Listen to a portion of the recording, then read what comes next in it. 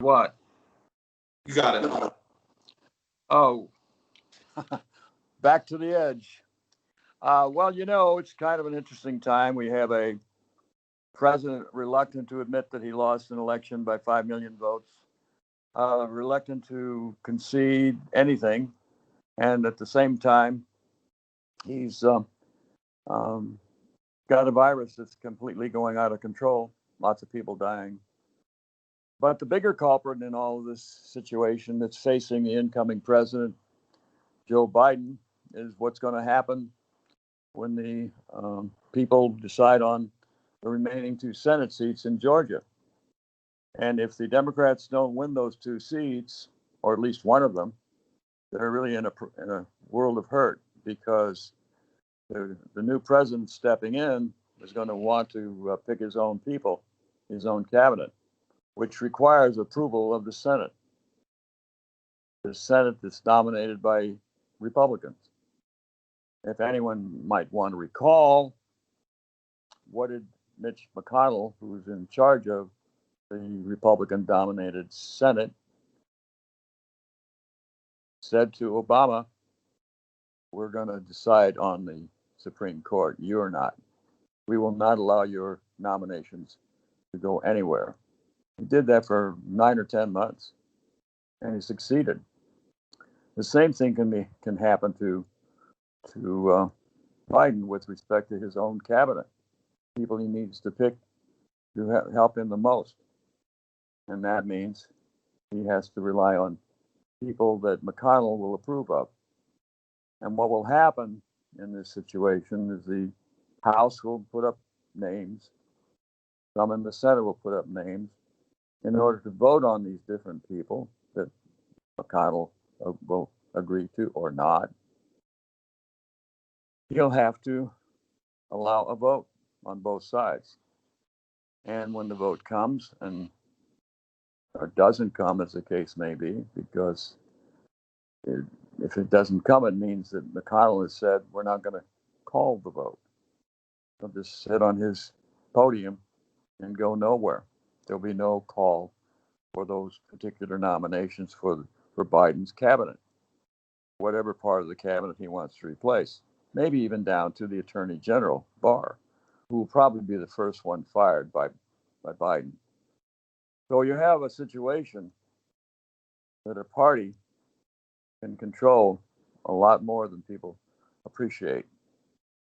And it does no good to hate people for what they refuse to do.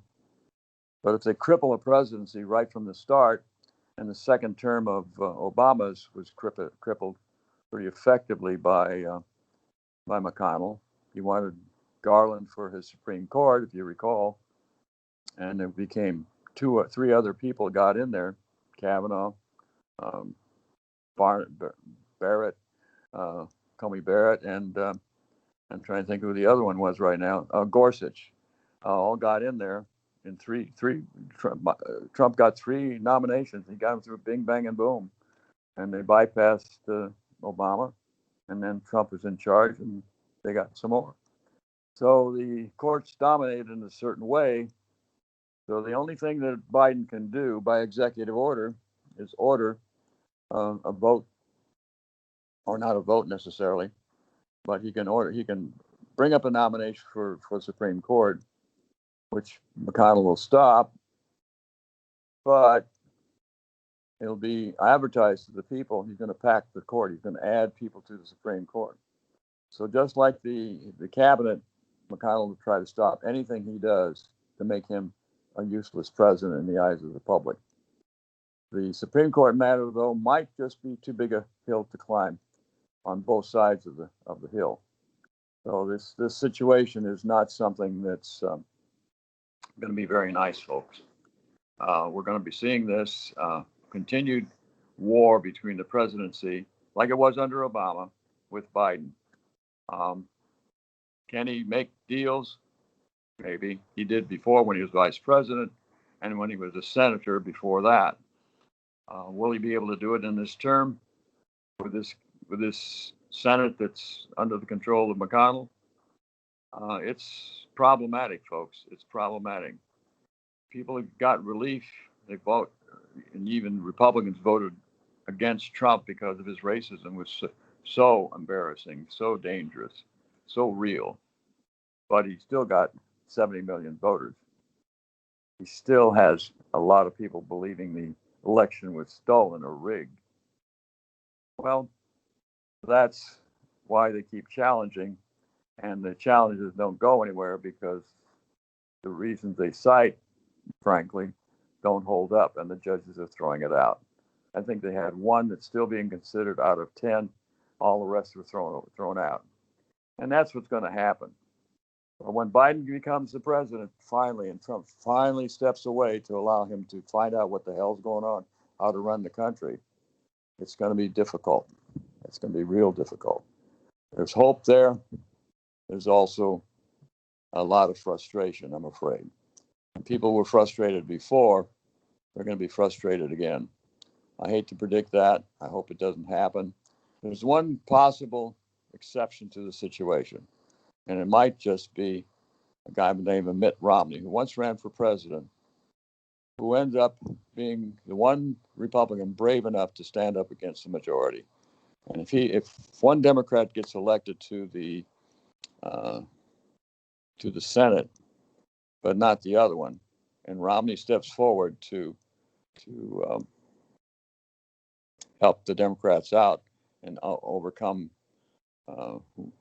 McConnell, now you have an interesting fight in the Republican Party. Really serious fight.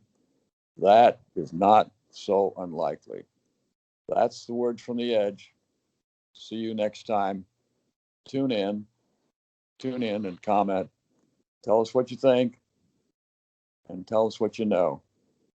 Tell us what I've got wrong, not what you believe, but what I've got wrong. Tell me what I've got right. Tell me what I got wrong, but make sure you know what you're talking about. It's not a small issue. Many people think it's just a matter of opinion, and so being politically correct, if you are correct, and people don't know, they insist on not knowing. That's not good enough for the edge.